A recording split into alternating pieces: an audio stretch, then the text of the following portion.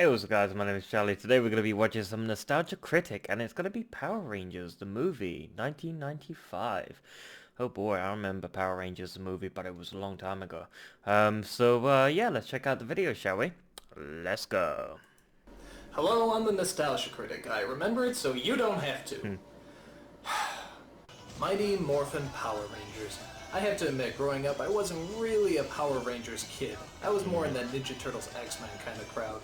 In fact, when the show first premiered, I remember saying to myself, there's no way this is gonna catch on. People can't possibly be this stupid. And this is why I'm not in the stock market. The show, about 6 bland teenagers who saved the world from Japanese stock footage, was such a huge hit that they eventually made a movie about them in 1995. And does it suck balls? Major balls. In fact, the only difference between the movie version and the show is that the movie version actually has a budget. But instead of using it on mind-blowing special effects and high-tech wizardry, they used it to go skydiving. In fact, that's how the movie begins, with skydiving. Like someone threw a whole bunch of money at the producers and they said, "Yeehaw! We're going skydiving! Bring the camera along! I'm sure we'll fit it in the movie somehow!" Wow. And as you probably would have guessed, it's an entirely pointless sequence. Now, the first thing you Power Ranger fans might have noticed is a changing cast. In the film, we see there's a black girl and an Asian boy. But wait a minute, wasn't there originally an Asian girl and a black boy? Well, the problem with that is that the black boy was put in the black suit and the Asian girl was put in the yellow suit. Not very political correct, though. When the producers realized racial stereotyping isn't in at the moment, they got rid of the 2 actors, saying there was an intergalactic unemployment line that needed waiting in, and replaced them with the 2 you see now. However, the 2 cast members that sadly remain the same are Bulk and Skull, the supposed bullies of the group. Which I always found kind of strange. If they don't like the Power Rangers and they're always picking on them, why do they hang out with them all the time? Yeah. Hey guys! You might want to slip those on.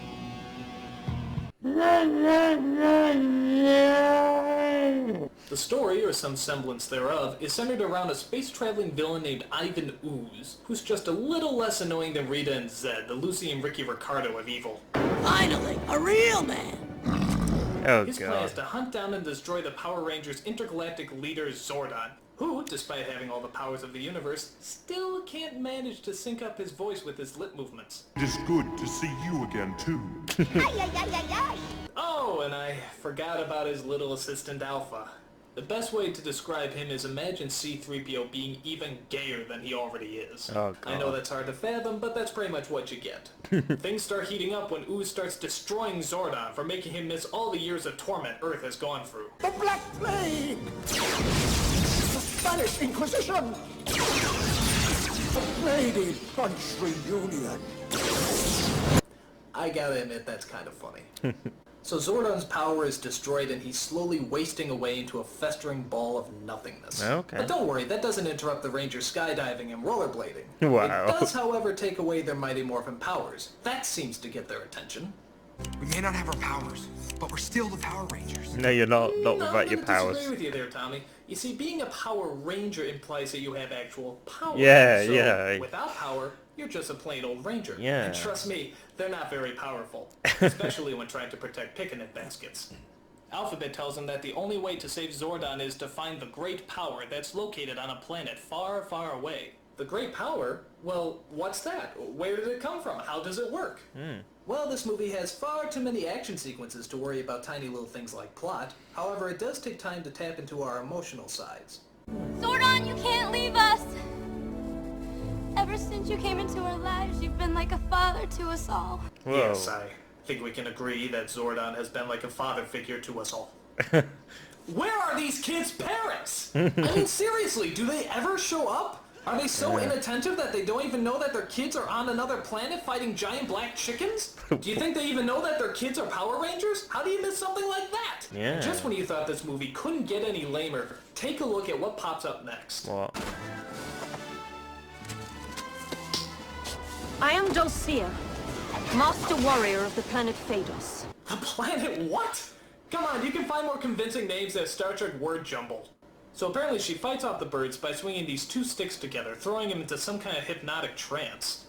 Yeah, how is that supposed to put you in a trance? Just taking 2 sticks and swinging them up and down, up and down, up and down, up and down, up and down, up I and can down, see the up trance and down, happening. Up and down, up and down, up and down, up and down, up and down, up. Yep. You win this round, Dulcia. So she tells them that they have to travel to a giant phallic symbol that apparently holds the great power. To do that, she dresses them in fashionable burqas and gives them the power of the new sacred animals. You are the bear, fierce and unstoppable. You are the wolf, cunning and swift. Adam, what's wrong? I'm a frog. Yes, a frog. Like the one you kissed. To get a handsome prince. What the hell is that? Kissing is my superpower? You shitting me? They get the strength and the swift and I get kissing? What kind of bullshit is that? Yeah. Don't let her get away with that. Stand up for yourself, maggot. Hey, bitch, get back here. Where's my real superpower? Hey, hey, hey. Fuck this, man. I'm gonna go into anime. So the Power Rangers set out on a spiritual and enlightening journey, which I actually kind of like. It's good to see these kids look inside themselves and discover their true spiritual essence. And what exactly do they learn on this journey of self-discovery? Nothing! They kick some ass and they get their powers back. That's it. Bullshit. That's like telling a kid the secret to enlightenment is punching somebody in the face, which isn't that bad an idea right now. As always, the Power Rangers have a thrilling giant robot fight in the middle of the city. The traditional toy robot models are replaced this time with CG replicas. And I never thought I'd say this, but after watching this metallic diarrhea, I think I actually prefer the toy robot models. There's also a subplot about how Ivan Ooze hypnotizes all the parents in the city and forces them to jump off a cliff. I'm sympathizing with them at this point. But don't worry, there's a little 12-year-old boy who knows how to operate a crane and a monorail. Where the hell did he pick that up? Was there a how to handle heavy machinery class in grade school? If so, how did I miss that class? The battle eventually works itself up into outer space, where the mother of all finishing blows is thrown. Dude, did you just see that? Real good lesson for the kids, guys. If you can't overcome your enemies, just kick them in the happy sack and they'll go down like anyone else. Top notch. Upon hitting an asteroid, Ivan Ooze is destroyed and the Power Rangers fly off to save Zordon. But unfortunately, they're too late. Zordon is gone. What a shame. If only they had gone to save him first instead of showing off their brand new fighting moves and special effects. If only. If only. Remember what we learned? To those who possess the great power, all things are possible. No, Tommy, no. That's crazy talk. Come on. Oh no, he's still gonna be resurrected. Can it be?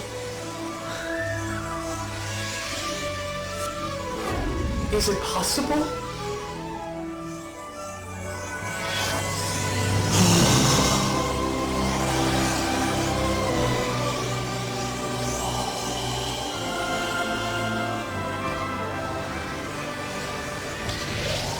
Wait a minute. If the great power has the ability to do anything, couldn't they just use it to destroy Ivan Ooze in the first place? Yeah.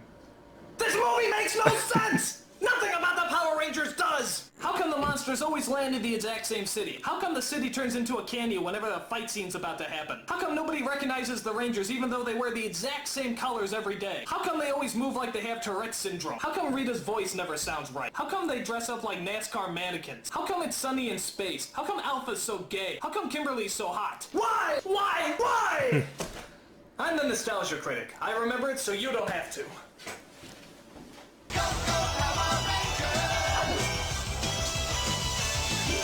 And why is that song so damn catchy? Yeah, that song, the Power Rangers song, is so catchy, isn't it? Go, go, Power Rangers. Yeah, it gets stuck in your head if you play it. But yeah, what can I say? It was a long time since I've seen the Power Rangers, the movie, a very long time ago. So yeah, I can't really remember it, so I do apologize if my memory is a little bit rusty on that movie.